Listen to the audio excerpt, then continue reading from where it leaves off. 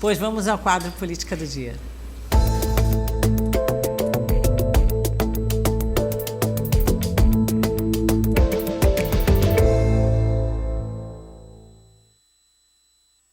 Bom, e eu já estou aqui, ó, com os meus dois amigos, que estão aqui segurando as pontas comigo hoje, viu, Douglas? Como a gente segura sempre, né? Eliezer, boa tarde, mais uma vez, já participou.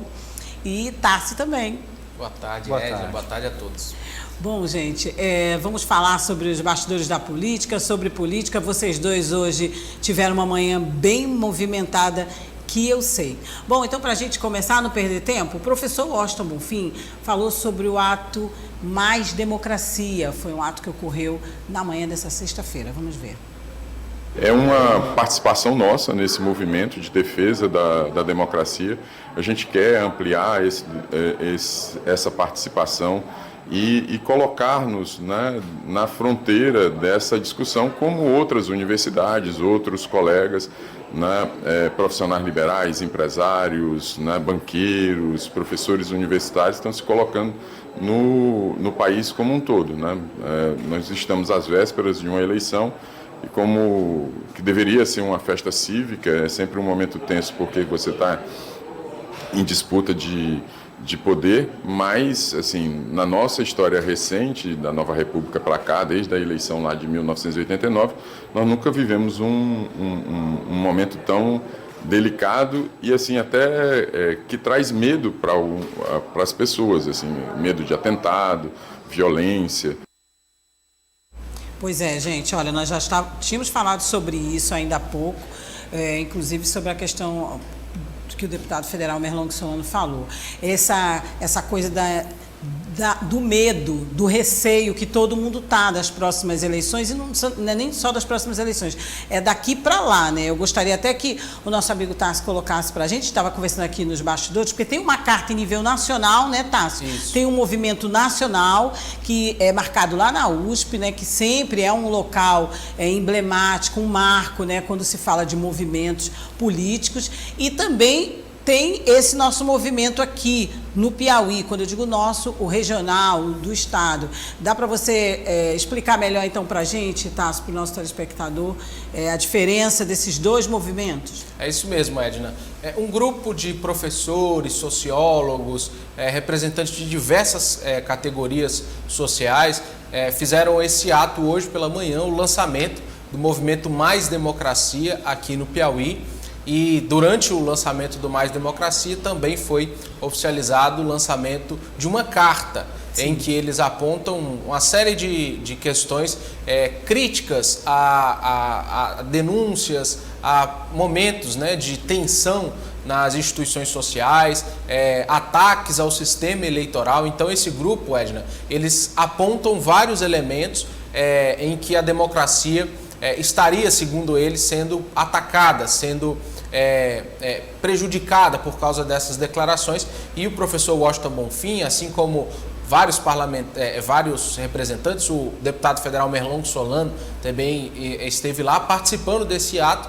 E o objetivo deles de todas as alas, desculpe te interromper. De todas as alas. Tinham vários partidos, várias tendências? Somente um parlamentar, o Merlong, mas tinha representantes filiados a vários partidos e também lideranças, professores universitários. O argumento então deles não é um movimento de só um partido, é de só um grupo, né? Não, são sim, vários, e o objetivo deles, a gente está vendo alguns registros, né, do evento, e o objetivo deles, Edna, é colocar em discussão a democracia brasileira. Sim. E o professor Washington até falava ali, desde 89, né, quando nós tivemos a Constituinte de 88, nós não tivemos esse cenário tão beligerante, foi a palavra que você gostou, isso, né? Desde então, uma eleição com uma polaridade tão forte, né, e um nível de agressividade tão forte. E esses especialistas criticam justamente isso e apontavam, por exemplo, a situação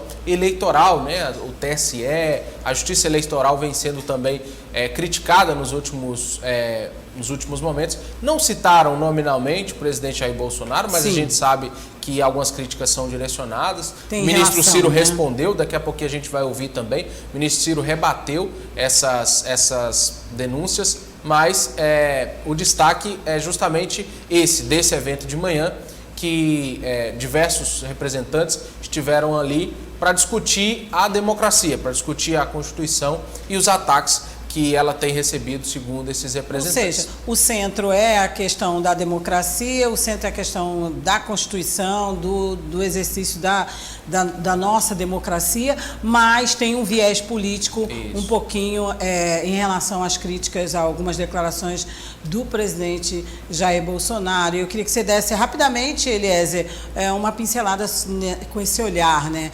Existe essa relação, mas ambos os grupos, tanto aqui como nacional, estão fazendo questão de dizer que não, né? Que é uma coisa ligada somente à questão do exercício da democracia. Muito bem, Edna. É claro que o momento é de debates. À medida que a eleição se aproxima, essas discussões ficam mais acaloradas, acirradas, e cada grupo tenta convencer da melhor maneira que seu discurso, que as suas ideias são as melhores, atacam o opositor, tentam desconstruir aquilo que o adversário político tenta promover e é considerado bom também.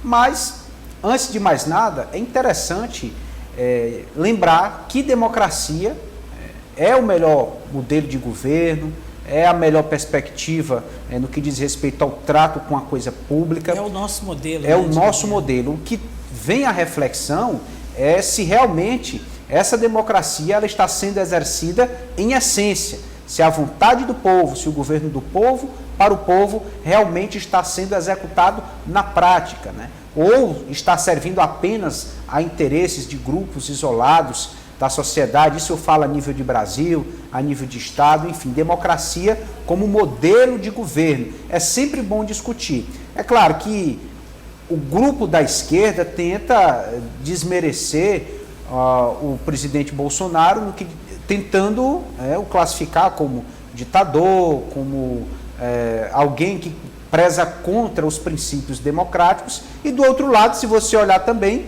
você vai ver que o presidente Bolsonaro prega sobre liberdade, né, insinuando que um provável governo de esquerda poderia instalar um regime cheio de restrições à sociedade. Então, gera-se uma guerra de narrativas, mas em essência, narrativas, né, amigo? Em essência, é sempre bom, independentemente de questões partidárias, tratarmos e lutarmos pela democracia. E é sempre bom que o eleitor faça essa análise, né? A partir das nossas análises, ninguém aqui é dono da verdade, mas todo mundo sabe o que é democracia, o que é Constituição, o que são os nossos direitos e deveres. Então, a partir do que acontece e que está assim em cima das falas e atos dos políticos e de quem conhece de política, de ciência política ou de cobertura política, que o eleitor faça a sua análise. É sempre bom que você ouça tudo e veja tudo, mas com um olhar crítico. Acho que os colegas concordam. Um ponto interessante, Edna, perdão, que o hábito, né, que o professor Washington falava, é que, e o deputado Merlong também falavam, que a gente se acostumou, a gente observou, né, em séculos, décadas passadas, a democracia sendo destruída por ações abruptas, por golpes, por ações militares, marcante, né, agressivas. E hoje em dia não, hoje em dia a gente vê em alguns países, principalmente ali do leste europeu, países daquela região da Europa Oriental também, a democracia, ele até usou essa palavra, sendo solapada aos poucos, né? Você primeiro retira um direito, primeiro que a gente vê muito na Ásia, em pequenas doses, isso, né? Você retira, por exemplo, o acesso a uma rede social, porque você não considera que seja interessante para o seu país, e aí você vai elevando isso para outras liberdades, e isso vai acontecendo, e com o tempo a população já perdeu praticamente todos os seus direitos. Então, isso foi colocado, e é importante destacar isso que o Eliezer falava, da liberdade, né? A democracia, ela preza, um preceito básico da democracia é a liberdade de expressão, a liberdade de ir e vir. Então eu acho que é importante também a gente discutir todos esses elementos. A academia, ela é um órgão central que gesta em seu interior essas ideias, e a academia também ela é responsável por discutir essa situação. Como você dizia, esse abaixo-assinado da USP tem cerca de 300 mil assinaturas até o momento, esse manifesto. Tinha até mais, ontem à noite já tinha mais de 300 já tinha ultrapassado, né? Já. O daqui não, o daqui ainda está começando, mas é uma forma da academia, de acadêmicos também, se posicionarem frente a essa situação. Pronto, é o que a gente espera, é que todo mundo se posicione respeitando o posicionamento do outro. Bom, a gente citou o deputado federal Merlong Solano, inclusive, aqui, e ele falou sobre a campanha de Rafael Fonteles, a nossa equipe, né? Vamos conferir agora. Pois é, o Rafael está cada vez mais conhecido, esse é o grande obstáculo dele desde o início. Ele era, como nunca havia sido candidato, ele era pouco conhecido, apenas mais a classe média de Teresina o conhecia, mas ele vem revelando uma capacidade muito boa de interação com a sociedade e vem vencendo esse obstáculo, se tornando progressivamente conhecido e tendo suas mensagens bem recebidas por crescentes segmentos da população. Então, nossa expectativa é de que a campanha se intensificará ainda mais a partir do dia 16 de agosto e que nós marcharemos para uma vitória no primeiro turno, no Piauí e no Brasil. Bem otimista, e eu estava aqui até sorrindo porque a nossa voz, como é que o Douglas chama? Voz da consciência. A voz da consciência estava aqui voltando, e a gente conversou, Você pode falar voltando de novo? Sexta-feira assim é bom, e uma música aqui que está voltando aqui. Voltando, amigo. Voltando. Alisson. Uma voz aveludada. Gente, tem uma pessoa aqui voltando, aqui voando. Bom, agora vamos dar continuidade, então, à fala do deputado federal Merlong Solano, né? Ele, Tássio, tá muito otimista, né? A fala dele é uma fala muito otimista. Tá otimista, e a gente conversava nos bastidores com o deputado, Edna. Nós estamos há praticamente 10 dias do início da campanha, né? Que começa ali dia início 16. Entre aspas, né, colegas? Porque faz tempo que o povo anda fazendo oficial, propriamente dita. Porque a pré-campanha já era uma campanha maquiada, né? Exato. E ele fazia essa análise e colocava um ponto interessante, né? A gente já discutiu várias vezes isso aqui. Diferente de Silvio, que é muito conhecido na capital, né? Deixou a prefeitura com aprovação grande, Rafael não. Rafael era pouco conhecido. E o desafio deles durante a pré-campanha é a popularidade, né? Popularizar o candidato. E ele falou também, Edna, sobre a questão das chapas federais. Ele é um deputado de mandato, assumiu após o falecimento do deputado Assis, mas é uma chapa extremamente difícil, extremamente complicada no PT, mas segundo ele, Edna, a esquerda pretende eleger uma das maiores bancadas, ampliar a bancada da esquerda aqui no estado. Você está ouvindo, a gente está falando disso já há um tempo, do que o PT vem falando em números altos considerados. Eu lembro que no início da nossa análise nesse aspecto, a gente considerava assim um número absurdo, depois foi se vendo que o número era viável. Em que ponto que está agora? Tá? Você acha que dá um exagero, ainda dá um otimismo exacerbado, ou está na realidade? Ele explica um elemento interessante sobre voto de legenda do PT. Vamos ouvir o que ele falou rapidinho, aí na volta a gente comenta. Estou trabalhando para voltar para a Câmara dos Deputados, para de maneira firme continuar defendendo a democracia, atacando esse projeto de destruição do Brasil que Bolsonaro representa. O Brasil está voltando àquela situação de exportador de matéria-prima e importador de tecnologia, de produtos acabados. Portanto, estamos perdendo renda per capita no Brasil e transferindo para o exterior. E a expectativa é de que a gente aumente a bancada de esquerda, que no caso da nossa federação, eu me incluo entre aqueles candidatos competitivos, e acho que nós podemos fazer de 4 a 5. Se o voto de legenda aumentar, como as pesquisas indicam que ele poderá aumentar, nossa federação poderá fazer 5 deputados federais. E no conjunto, o nosso time fazer 8. Olha aí, Tássio, queria que você comentasse um pouquinho esses números, mas também queria ouvir o Eliezer sobre essas duas falas aí do deputado federal Merlong. É como a gente comentou, né, Edna? Hoje, a base do governo, né, da base ligada ao Palácio Karnak, tem praticamente 8 deputados federais, né? Já que a deputada Marina, por mais que esteja no Republicanos, tem feito um mandato muito próximo, né, ao Karnak. Então, o objetivo deles é manter esse 80% da base, como disse o deputado Merlong. E uma coisa interessante, Edna, é o tal do voto de legenda. A gente ouviu a Samantha Cavalca falando sobre isso aqui do PL. Exato. E é um cálculo interessante. Até questionamos aqui, você explicou bem. É um cálculo interessante para o amigo de casa fazer. E aquele amigo que não sabe bem o que é voto de legenda, é um voto que se dá, né, para o deputado apenas votando, não se dá para o deputado, se dá para o partido. Né? Então vamos imaginar que se digite o nome do Partido dos Trabalhadores. Aí esse voto, ao invés de ir para um deputado em si, fica na federação, né, na composição do partido. E, de acordo com os especialistas, esse número ele varia entre 3% a 5% da votação total de um candidato majoritário. Então vamos imaginar aí, por exemplo, fazendo uma conta rápida, que Rafael tenha, né, aí é só exemplo, 100 mil votos. Desses 100 mil, cerca de 3 a 5 mil votos iriam para a legenda. Então eles estão contando com essa votação de legenda para ampliar a votação de federação, e com essa ampliação da votação da legenda, aí teria mais espaço para fazer um quinto deputado, como ele disse, né, nessa composição. É muito voto, é complicado, mas estão confiantes, né, Eliezer? É verdade. A eleição proporcional, ela acontece nos estados, mas com grande interesse a nível nacional, né? As executivas nacionais dos partidos dependem muito dessa eleição, especialmente para deputado federal, né? A conquista de cadeiras na Câmara.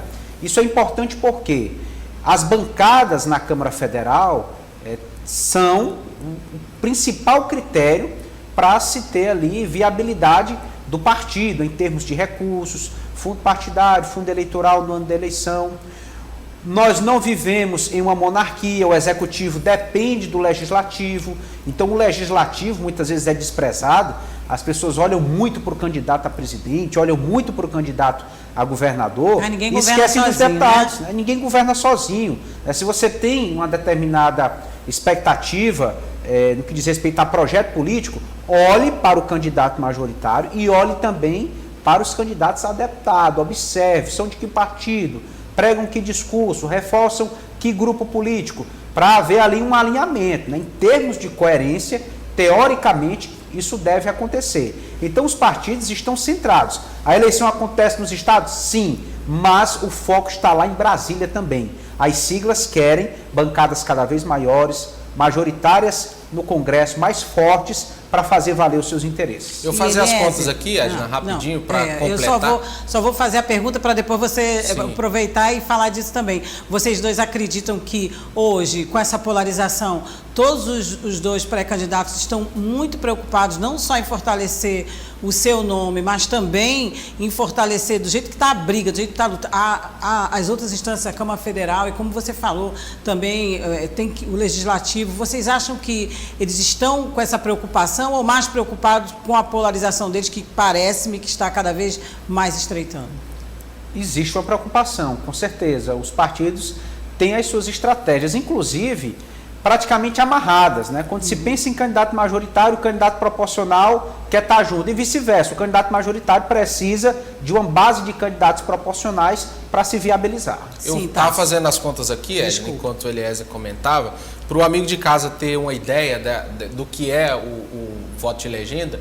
Em 2018, a última eleição estadual, o governador Wellington Dias teve 966 mil votos. Sim. A federação, que à época não existia, né, mas os três partidos somados, PT, PV e PCdoB, que é a federação que se construiu, teve pouco mais de 30 mil votos de legenda. Olha a diferença. Ou seja, ultrapassou a casa dos 3%, quase chegando a 4% no voto de legenda. Isso deve se manter para esse ano, então se imagina um quociente, né, explicando rapidamente o que o partido precisa fazer para eleger um deputado federal, cerca de 170, 180 mil votos, ou seja, esse valor de 30 mil votos de legenda pode ser, como disse o deputado Merlong, um fator que defina por uma vaga na Câmara Federal. Então se trabalha nestes números. E aqui, né, Eliezer, a gente puxando de memória, nós temos candidatos extremamente competitivos nessa composição. Nós temos a deputada Regiane Dias, nós temos o deputado Flávio Nogueira, nós temos Merlong Solano, né, os três com mandatos, nós temos Francisco Costa, temos Jadiel Alencar, temos o ex-governador Wilson Martins, temos o ex-secretário de Saúde, Florentino Neto, não, né? Ou seja, uma chapa extremamente competitiva. Internamente acirrada, viu? Extremamente acirrada. De pessoas que têm uma história, têm política que já tem nome, que podem puxar mesmo. Tem história e que se tem uma projeção de votos bem alta, Edna. Então eu acho que isso tudo, claro, vai sendo feito. Esses políticos, eles são extremamente pragmáticos, é na ponta da caneta. E eu acho que a possibilidade de se fazer 4 deputados nesta federação, ela é extremamente plausível. E aí vai depender, claro, do desenvolvimento, né, de cada um fazer ali a sua votação. A quinta individual. Cadeira que é uma incógnita ainda, né? E quando o deputado Merlong fala em 8 do nosso time, ele inclui aí o PSD, o PSD que também é da base. E também o Solidariedade, né? Solidariedade. E rapidinho aqui, vocês dois, vocês acham que o que vai contar mais na hora do nosso telespectador e eleitor decidir? Vai ser esse horário que as pessoas falam tanto que não, eu nem assisto, não gosto, mas o horário nos meios de comunicação, principalmente TV, né, e rádio, ou esse trabalho que se faz de bastidores, esse trabalho que se faz em campo, indo atrás. O que vocês, primeiramente você, Eliezer, acha que conta mais na hora da decisão? Eleição é um conjunto, Edna. É claro que os partidos querem usar as armas que forem possíveis. Eu digo assim, nesse momento, do jeito que ele está efervescente, né, dessa polarização toda. O que eles puderem ter de oportunidade para falar, para chegar e tentar convencer o eleitor, seja através de um meio de comunicação ou pessoalmente, eles vão fazer. Eu acredito nessa. Mas para você, o que vai contar mais? O que você acha que conta mais para o eleitor, com a experiência que você tem, com os bastidores? Você acha que o público realmente, o que eu quero dizer é o seguinte, realmente é no tete-a-tete, é lá o contato pessoal, busca, ou é mais pelos meios de comunicação, pelas propagandas políticas? A comunicação é mais forte no aspecto institucional. Agora, o contato pessoal define, né? Se você vê um candidato pela televisão ou pela internet e tem a oportunidade de conversar com ele pessoalmente, né? É outra relação. Bastante, né? Ainda mais numa eleição estadual, né, aliás, que a gente tem bases consolidadas, principalmente pelo interior, mas eu colocaria um elemento aí, Edna, que foi muito importante na eleição de 2020 municipal e deve ser ainda mais importante em 2022, que são as redes sociais. Pronto. O candidato que trabalhar com propriedade, profissionalmente, né, a rede social e souber chegar até o eleitor, né? Nós tivemos, por exemplo, o presidente da República, Jair Bolsonaro, que teve uma campanha muito maciça nas redes sociais, principalmente... E teve um resultado. Principalmente Facebook e aplicativos de mensagem. Bom, nós vamos continuar falando mais um pouquinho sobre isso, mas aqui a Carmen e o Renato estão aqui me avisando que nós temos também uma sonora aqui de alguém que realmente também sabe não só usar uma coisa como a outra, né? Tanto o que nós falamos agora, que é o tete-a-tete, que é essa questão da sintonia, saber circular pelos bastidores e fazer as parcerias, como também pela internet. Eu estou falando do ministro Ciro Nogueira, ele que vai falar agora da expectativa para a convenção dos republicanos. Vamos ver. A expectativa é o melhor possível, fazer uma grande convenção, com empolgação, com as pessoas ouvindo as propostas. Nós estamos num momento muito importante da nossa campanha, em que esse sentimento de mudança tomou conta do Estado e nós vamos fazer uma convenção muito animada, propositiva, sem ataques, mas com uma realidade de mudança para o nosso Estado. Vocês notaram aí até a forma com que o ministro Ciro falou, bem calmo, bem tranquilo. Queria ver a sua análise primeiro, Tasso, sobre essa fala. Hoje estivemos, Edna, o senador Ciro Nogueira nos recebeu na residência dele para uma reportagem especial, exclusiva, né? Aliás, não vamos dar spoiler. Não, nada de spoiler. Na próxima semana o Amigo de Casa vai acompanhar esse material exclusivo feito por toda a equipe do Sistema O Dia, portal, jornal e TV, equipe integrada. Mas ele fala sobre a convenção da oposição, né, de uma das coligações da oposição que deve ocorrer amanhã, e ressalta, Edna, um tom que a gente sempre cobra aqui, que é campanha propositiva. O que o cidadão de casa quer ver é proposta, é alternativa para os estados, tanto Rafael, quanto Silvio, quanto Major Diego, Coronel Diego, quanto Gustavo Henrique do Patriota, todos os pré-candidatos devem apresentar alternativas, propostas, né? A gente não quer ver aquela briga de picuinha de um candidato ofendendo o outro. E isso o senador Ciro, né, o ministro Ciro, defende, né, que a convenção seja propositiva e que a campanha de Silvio Mendes também seja propositiva. Importante ressaltar esse ponto. É o que a gente espera. Eu quero ouvir o Eliezer também, por favor, mas vamos aproveitar que a gente ainda tem um tempinho aí, né, Renato? Pronto, então, o ministro Ciro falou que os partidos de centro estão com o Bolsonaro. Vamos ver aí. Dá para rodar, Rafael? Está no ponto? Os partidos de centro, os maiores partidos, estão com o presidente Bolsonaro, foram responsáveis pela essa mudança que aconteceram nos últimos anos para tornar o nosso país mais competitivo no Congresso Nacional. O republicano vai fazer sua convenção também no sábado em São Paulo, trazer o seu apoio ao presidente. Então esses partidos, junto com PTB, PL, Progressista, irão ser partidos que vão dar uma sustentação muito importante, não só agora na campanha, mas principalmente nos próximos 4 anos, para que o presidente continue nesse processo de desenvolvimento e crescimento do nosso país.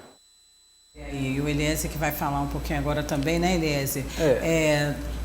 Recebeu, lógico que você tomou um cafezinho lá, né, também. O ministro Ciro... Aqui nos bastidores eu estava ouvindo aqui, gente, não posso falar, mas tudo bem. O ministro Ciro é bastante receptivo, né? Claro. Pô, Edna, sobre essa aproximação do Centrão com o presidente Bolsonaro, isso foi já bem trabalhado a nível de Congresso, inclusive com a mediação do próprio ministro Ciro Nogueira, primeiro, para garantir governabilidade e, claro, consequentemente, acordos políticos, pensando na eleição deste ano. Então, o ministro está muito seguro. Os partidos de centro, né, o famoso bloco do Centrão, está aí ao lado do presidente Bolsonaro para contribuir com o seu projeto de reeleição. Eu conversava, Edna, nos bastidores ali da nossa visita com um dos homens fortes da articulação do ministro Ciro e também de Bolsonaro, Trabulo Júnior, que confirmou para a gente que participará da coordenação da campanha de Jair Bolsonaro e me revelava uma coisa interessante. Já temos, então, 4 partidos na coligação do presidente Jair Bolsonaro. O Republicanos, como o Ciro disse, confirma amanhã a adesão, mas nós temos Republicanos, Progressistas, PTB e PL na coligação do presidente da República. Esses 4 partidos de centro já confirmado, então já começa a se desenhar a coligação governista de Jair Bolsonaro. E o Ciro falava uma coisa interessante, nos bastidores a gente comentava uma coisa interessante. Se em Brasília o republicano já definiu o seu caminho, em Teresina está bem longe de se definir. O partido enfrenta dificuldades, né, Elias, para montar a sua chapa proporcional. Não tem direção, não tem comando, o prefeito de Teresina não consegue fazer essa articulação. Uma ala do partido... E o tempo, né, gente? Nós temos pouquíssimo tempo. Vocês concordam que, mesmo que ainda hajam e vão haver costuras e essa articulação toda, o saldo não vai ser o previsto? O momento é de definição, Edna. Quem não se definiu, como a gente costuma comentar aqui no quadro, vai ser definido pelos outros. E o prazo máximo é o dia 5, Ed. Na janela de convenções se encerra dia 5. E se até lá os republicanos não fizessem uma convenção aqui no Piauí, não vai ter outro caminho. Como a gente já explicou, uma ala do partido se aliou a Rafael Fonteles, o Pessoinha tirou até foto na convenção. E Robert Rios, e a outra aliada de Silvio Mendes, Jeová Alencar, o capitão dessa turma aí. Antes de eu chamar o próximo tópico abordado por vocês com o ministro, eu gostaria que vocês fizessem um breve comentário sobre esse retorno também desse que está sendo chamado pacote de vários nomes, mas enfim, das medidas que foram anunciadas, algumas a gente já está vendo o resultado aí, né? Analistas como nós dizem que só a partir do dia 8, se não me engano, 9 de agosto, é que nós vamos ver o resultado dessas medidas que atingem as camadas mais desfavorecidas, as pessoas em situação mais difícil de vulnerabilidade ou pessoas que ficaram prejudicadas com a pandemia e com as outras altas. Vocês já estão vendo, e aí eu não estou falando de pesquisas não, mas vocês já estão vendo nessas adesões, nessas costuras, algum resultado, principalmente em relação ao presidente Jair Bolsonaro? Gina, primeiro que... é um pré-candidato? Aliás. Isso. Essas políticas precisam se consolidar. Por exemplo, por isso o combustível... que eu digo, a partir dessa data que vai realmente cair o dinheiro na conta das pessoas, as pessoas precisam de mais renda, emprego, oportunidade e deflação. Inclusive, há uma confiança nesse sentido de que haverá deflação no país, ou seja, queda no preço geral dos produtos e serviços. Então, é isso que o consumidor final quer. Baixou o preço da gasolina na bomba? Ok. Baixou o preço dos alimentos no supermercado? Ok. Farmácia? Ok. Serviços em geral? Você acha que isso vai dar realmente um retorno? Tem que acontecer, porque senão o presidente não vai colher resultado eleitoral. Bom, e principalmente a questão do combustível, né, Elias? Vou ouvir mais um pouquinho desse assunto com você, Tássio. Queria que você desse continuidade, mas antes, para a gente dar tempo de jogar aí, então, de divulgar essa outra parte da entrevista que vocês tiveram com o ministro Ciro Nogueira. Ele rebateu o movimento que lançou o manifesto em favor da democracia, que a gente falou ainda agora. Vamos ver. Eu tenho conversado com o presidente e disse, Ciro, o nosso manifesto vai ser contra a corrupção, contra o desemprego, contra a inflação, e isso que está tendo realmente efeito. Esses manifestos aí são mais para a imprensa, grande parte da imprensa que quer atacar o presidente utilizar, mas a população vai ver com resultados no bolso, na sua saúde, na sua educação, os manifestos que o presidente tem feito a favor dele, e é esse que vai importar. Podemos então ouvir você, Tássio. Aí, Edna, é a resposta imediata ao que nós acompanhamos do manifesto dos professores e intelectuais. O ministro Ciro responde de bate-pronto, né? E ele aponta uma coisa interessante, que foi o prejuízo que os bancões, né, que a gente chama assim, os bancos maiores, tiveram com a implementação do Pix. Antes, todos os pagamentos, transferências, boletos, tinha-se toda uma burocracia, né, Edna?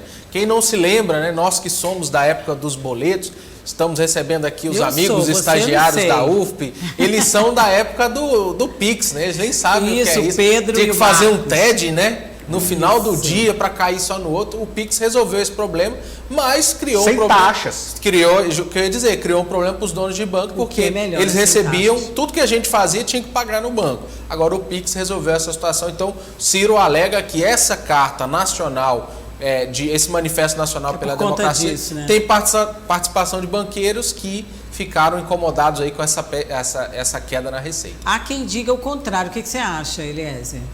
Não, Edna, eu entendo essa linha de defesa do ministro Ciro Nogueira. Realmente, quando se fala de política, conflito de interesses, a parte prejudicada reage.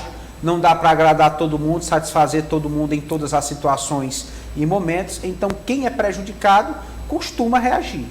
Na interpretação do ministro, se tem banqueiro, se tem gente ligada ao sistema financeiro insatisfeita com o governo, diz respeito a essas perdas que acabaram aí sendo subtraídas deles para se dar algum conforto à população. E ontem mesmo, né, nós vimos o presidente Jair Bolsonaro fazer, é claro, essa crítica também, né? Ele também foi falar, ele está sempre, o pessoal fala que é o cercadinho, né? Enfim, onde ele dá entrevista, não, ele conversa, né, com as pessoas que o admiram, que estão sempre ali, e ele também falou sobre essa questão com esse mesmo posicionamento. Eu creio que é uma estratégia também, né, de narrativa, é o que o presidente vai falar e a oposição vai rebater. E você falava, Edna, de uma medida que ela é tomada e a gente percebe a eficácia. O Pix não precisou de propaganda, porque no dia seguinte que ele foi lançado, já estava todo mundo utilizando e vendo a eficácia na prática. Gente, eu mesma, só vou falar da minha experiência, eu tive receio,